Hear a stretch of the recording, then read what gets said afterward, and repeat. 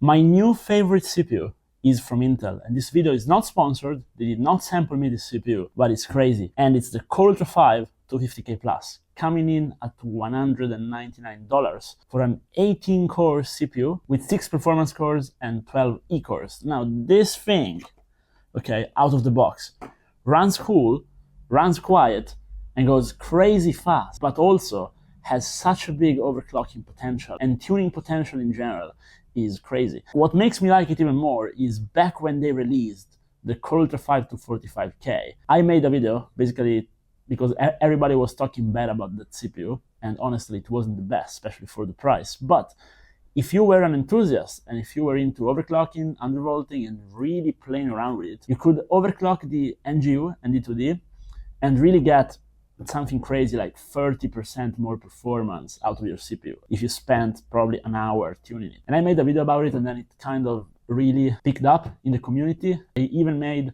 a Core Ultra 9 to 85K video where with 8000 MHz RAM, I was able to beat the performance in gaming of a 1900X3D. So it was pretty interesting. And now Intel basically realized, and they made this CPU, which is basically the same architecture, but with a better VF curve, and more importantly, with 900 MHz more in those secondary frequencies where it matters. They went from 2.1 to 3 GHz on those secondary frequencies, effectively giving you over 30% of an overclock out of the factory, which is crazy, but exactly what they should have done. Now, this thing, if you buy it and if you put it in an air-cooled system and just leave it at stock on a cheap B860, is going to perform very well. This is a great pairing for an RTX 5070 or for an RX 9070, even a 9070 XT.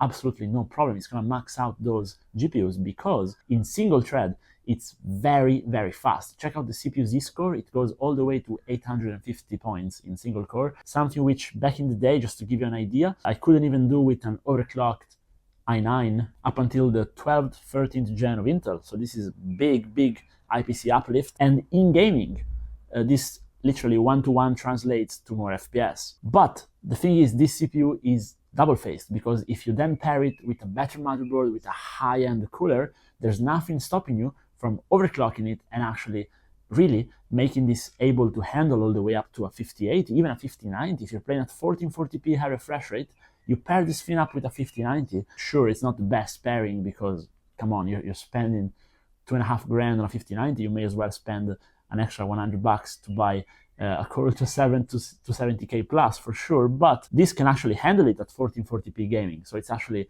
a pairing that makes sense, hypothetically. But not only that, this also has a third side, and the third side is this thing is insane in productivity. I run Cinebench, and this thing is faster than a second gen Threadripper with 24 cores, 48 threads. This thing is faster in multi-thread than a Ryzen 7, no problem, even though it's a Core Ultra 5 CPU, priced to compete with a Ryzen 5 CPU. And against, for example, a Ryzen 5 9600X, this thing is almost twice as fast. This is surprising, like truly outstanding performance. Check out the Firestrike, which is a synthetic gaming benchmark, sure, but the physics really shows you how good the CPU is, and this is really good. So the only reason why you shouldn't buy this CPU basically are if you want the absolute 1% top-notch gaming performance, then you should get, of course, a Ryzen 7 1950X3D, even though this is only 10% behind it, not even 10% actually, depending on how you run the tests. So it's really not much you're leaving on the table. Or of course, if you want something a little bit faster in productivity,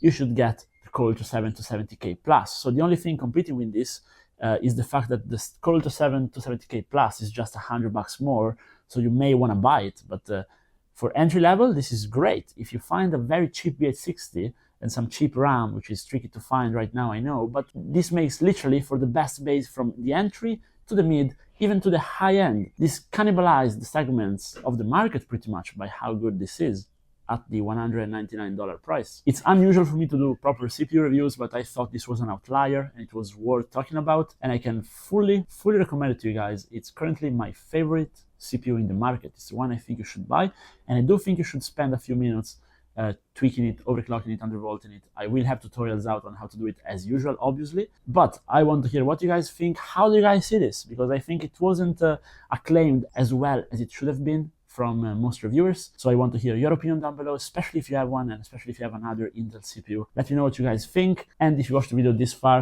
drop a like and subscribe, and see you guys in the next one. Bye bye.